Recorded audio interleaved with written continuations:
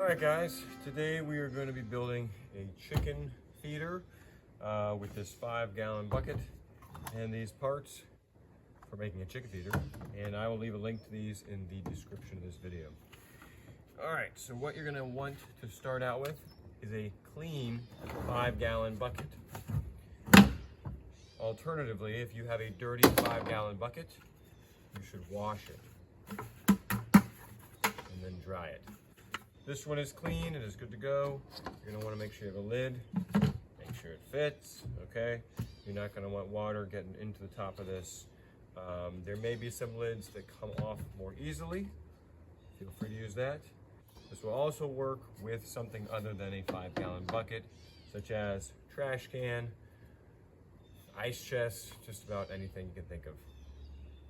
Ice chest might be a stretch, but like a tub or a bin. I'm using 2. We only have about 11, 12 birds right now. You could use 4 on here. You could use 8 on a trash can, but we're gonna do 2 today. So, the way this works is, you've got a twister on clamp that's gonna go on the inside of the bucket. This is gonna go on the outside of the bucket. Chicken will be able to reach her head in and peck downward at the feed, which will be at gravity, has it on the bottom of the barrel. So these can be close to the bottom, and then I will have this sitting up on a cinder block rack or something like that. So it's got a nice little gasket on here, help keep the weather out. I like that. A little cover here, help keep the rain out. Nighttime cover here, help keep the rodents out. Be cool to have something that was like solar. We're not there yet. Oh well. All right, so we're going to put a hole in here. All right. Don't make fun of my Ryobi drill. It's what I got. It was affordable, and it can do this. Now this won't come out by accident. All right, we're going to do 2 holes here. We have 1 hole on this side and 1 directly on the other side. So, is there any advantage to having it here, perpendicular to the handle, or in line with the handle? Probably not. So, I'll put it like this so you guys can see. All right, we're gonna go right in here. We're about 1 inch. There's about 1 inch left here on the bottom between the hole saw on the bottom of the barrel. Alright. Oh, we're gonna go for it. Sorry, I forgot to give you a warning. Alright. And just so you can see how this works, we'll do the first one here. Alright. Gonna pop right in. With the hood on top, remember, because that keeps the rain out. Little twisty seal. Gonna reach in here, go around the hood, grab the threads. Of course, you cannot see at all what I'm doing, so I'll show you. Let's see here. I'm sure you can imagine. You have a brain and probably eyes too. So I'm coming in inside the bucket, and I'm going around on, and then just sealing this with the bucket being right here in the middle, and this is going to pinch so this can't fall out. All right.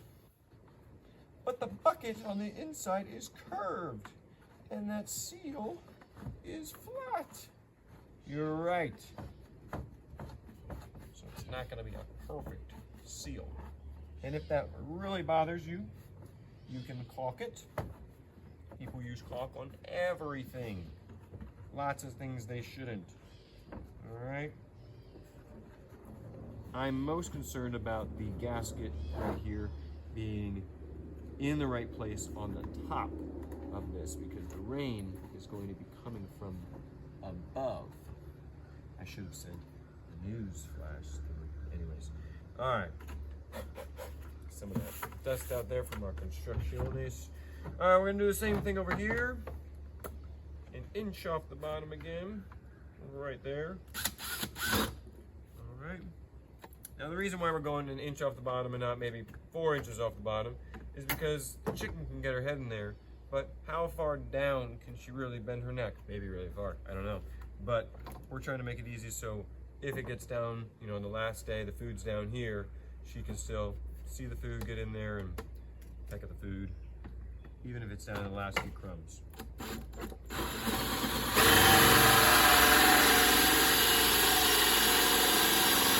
Be careful using a pole saw.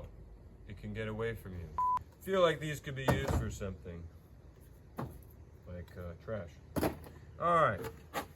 Don't want this dust in their food. Man, don't want it on the truck either. Oh well. Oh, what in the world? All right. Okay, we're gonna make sure all that's out of there. And man, this keeps coming. If your bucket is a little dirty when you start, don't worry. You'll have to clean it again at the end. So, all right, let's go here. Going on with this one. And we're going on. Who is in charge of this video? Jeez Louise. All right, going on with this one. Whatever you do, don't cross thread it.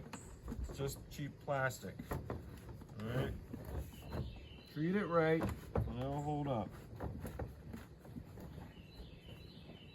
All right, I like it. It's on there. I'm gonna make sure it's nice and centered.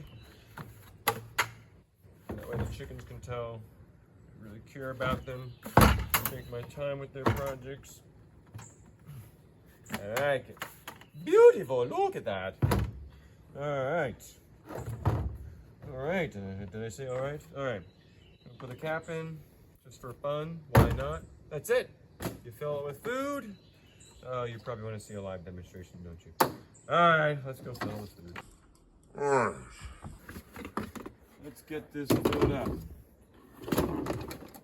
Folgers, the proud sponsor. Just kidding. I don't even really drink coffee much anymore. Or at least that was true. Up until about a week ago, and I just broke. What happened was I was kind of addicted to coffee, you know, once or twice a day. Just felt like I was heavily relying on it. When I didn't have it, it was rough. And then even when I did have it, when I woke up in the morning, it was rough. And I was like, I gotta get rid of caffeine. That way I'm not dependent on it. So I switched over to like a mushroom one, Joey, which at first I was like, wow, this is doing it for me. It's awesome. You know, I would have maybe one at the beginning of the day sometimes, but I would definitely have one around 3 o'clock. That way it was really setting in when I was ready to leave for work at 5 and still in effect just gently through the evening, and I could still go to sleep at night. But then when our 1-year-old started teething with his molars, stopped sleeping, it got rough. So now when I get home from work, whether or not I have a cup of Joey at work or not, I get home from work, I'll try to have 1 coffee before 6, and that gets me all the way through till bedtime, which is often pretty late in this season because the garden, chickens, cleaning up the kids, washing the dishes, blah, blah, blah, blah, blah. So it's good stuff, it really is. Okay, anyways, enough about me. What do you think about me? All right, this is full, as you can hopefully see. Gosh, I hope I press record. At this point, we're gonna put our lid on, and this will keep all the rodents out. It will also keep most people out. These things can be really hard to open.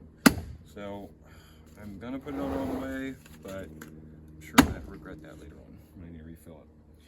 All right, at this point, let's set this somewhere where you can see.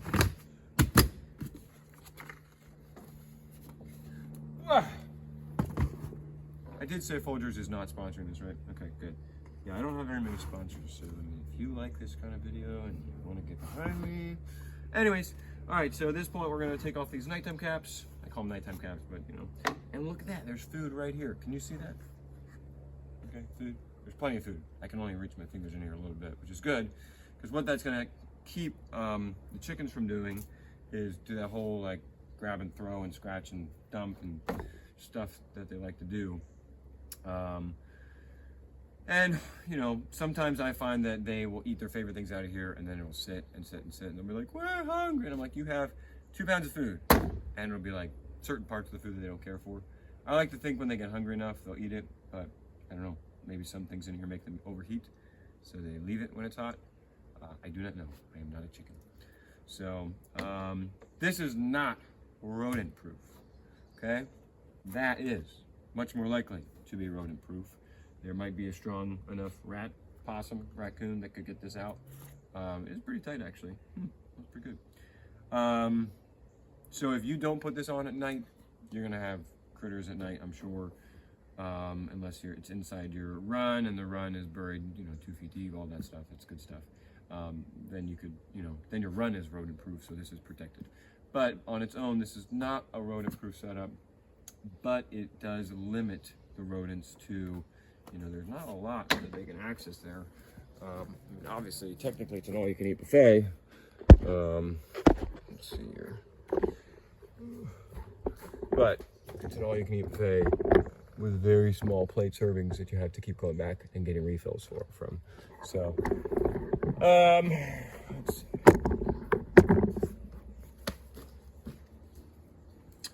But anyways, so we are going to be going for a couple days here and there later on in the summer.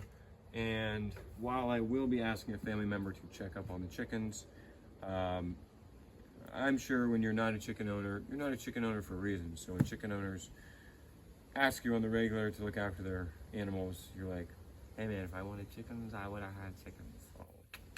I want to make it easier for everybody. So I'll have this in place. I'll do something for water, probably just still working on that. And but it'll be much bigger than this to accommodate them because it's been really hot lately. And then I'll ask a family member to take a peek at them daily, but they won't have to worry about feeding and watering. Hopefully this will last our chickens. I didn't count how many scoops I put in here, but hopefully it lasts them at least 5 days. Usually I give them 2 scoops, but then I come back and I find certain ingredients still on the ground at nighttime. They don't eat it. So hopefully this will do it for them. But we have some time before we leave anyway, so we have enough time for some trial runs. But that's it, guys. I hope you like this video. I don't know whether or not to go strong with the battery videos with this channel or the homesteader videos. I'm more inclined to the homesteader videos because I can do those whenever I feel like. Not whenever I feel like, but I think they come more naturally because it's what I'm doing. And it's what I'm doing because it's what I enjoy, whereas work is something I enjoy, but it's also something that I kind of have to do, and so there's some monotonousness to that.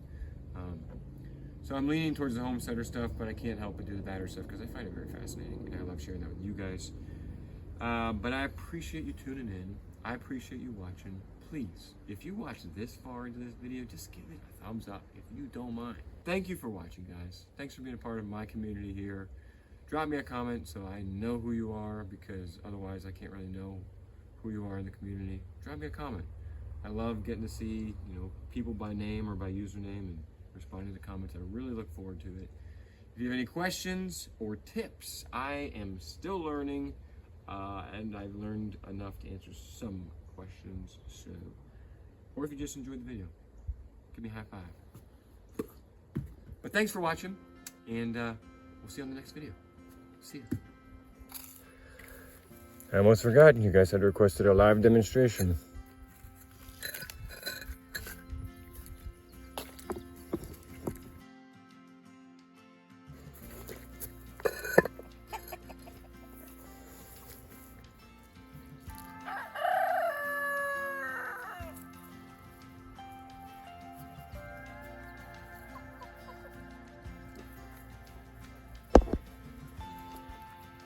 They realized she found food.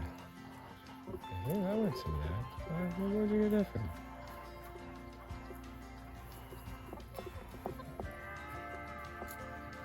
Yeah, it's right in the bucket.